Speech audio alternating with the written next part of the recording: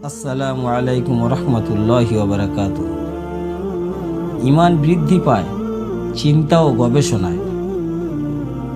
মানুষকে আল্লাহ তাআলা শ্রেষ্ঠ জীব হিসেবে সৃষ্টি করেছেন। অন্য প্রাণীর চেয়ে মানুষের মধ্যে আল্লাহ তাআলা বিশেষ কিছু বৈশিষ্ট্য দান করেছেন, যার ফলে সে অন্যান্য প্রাণীর থেকে শ্রেষ্ঠত্বের মর্যাদা লাভ করেছেন। মানুষকে আল্লাহ তাআলা বিবেক বুদ্ধি দিয়েছেন চিন্তা করার শক্তি। মানুষকে কথা বলা ও শোনার শক্তি দিয়েছেন, দৃষ্টি শক্তি দান করেছেন এবং কৌশল অবলম্বন করাও তীক্ষ্ণ বুদ্ধি দিয়েছেন।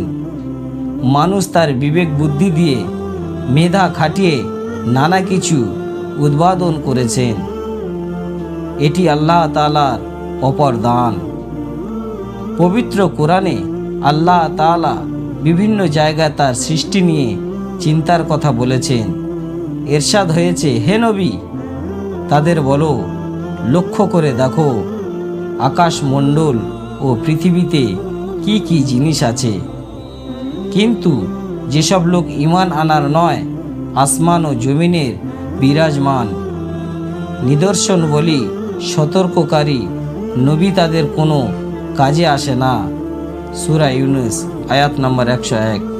অন্য আয়াতে এসেছে, তিনি সেই সত্তা যিনি পৃথিবীকে বিস্তৃত করেছেন, তাতে পাহাড় ও নদ নদী সৃষ্টি করেছেন এবং তাকে প্রত্যেক প্রকার ফল জোড়ায় জোড়ায় সৃষ্টি করেছেন। তিনি দিনকে রাতের চাদরে আবৃত করেন। নিশ্চয়ই এসব বিষয়ের মধ্যে সেই সব লোকের জন্য নিদর্শন আছে যারা চিন্তা ভাবনা করে। সূরা রাত আয়াত নম্বর 3। আল্লাহর সৃষ্টি নিয়ে চিন্তা ভাবনার ঈমান বৃদ্ধি পায়।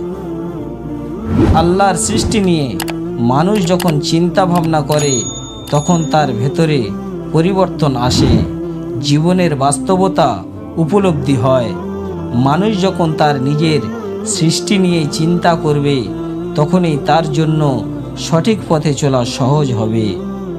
এই চিন্তা ভাবনা তাকে সত্য পথে চলতে সহায়তা করবে।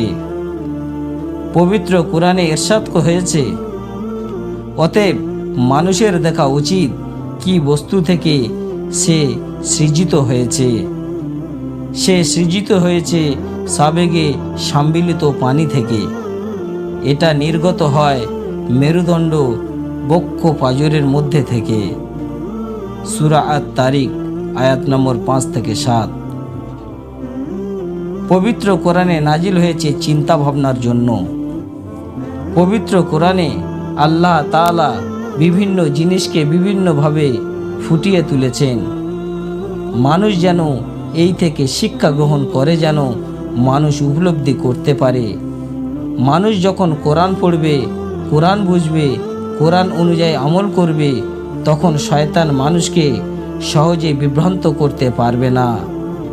আল্লাহ তাআলা বলেন, হে রসূল, এটি এক বরকতময় কিতাব যা আমি তোমার প্রতি নাজিল করেছি, যাতে মানুষ এর আয়াতের মধ্যে চিন্তা করে এবং যাতে বোধ সম্পন্ন ব্যক্তিরা উপদেশ গ্রহণ করে। সূরা সাদ আয়াত নম্বর 29। প্রিয় নবী সাল্লাল্লাহু আলাইহি সাল্লাম পবিত্র কোরআনের একটি আয়াত নিয়ে চিন্তা করতে করতে সারা রাত কাটিয়ে দিয়েছেন। হযরত আবু যর রাদিয়াল্লাহু তাআলা আনহু থেকে বর্ণিত, প্রিয় নবী সাল্লাল্লাহু আলাইহি সাল্লাম ভোর পর্যন্ত একটি আয়াত দিয়েই নামাজ আদায় করলেন। আর সে আয়াতখানা হলো, আপনি যদি তাদের শাস্তি দেন তবে তারা তো আপনার বান্দা, আর আপনি যদি তাদের ক্ষমা করেন তবে আপনি তো পরাক্রমশালী প্রজ্ঞাময়। সূরা মায়দা আয়াত নম্বর 118। সুনানে নাসাই হাদিস।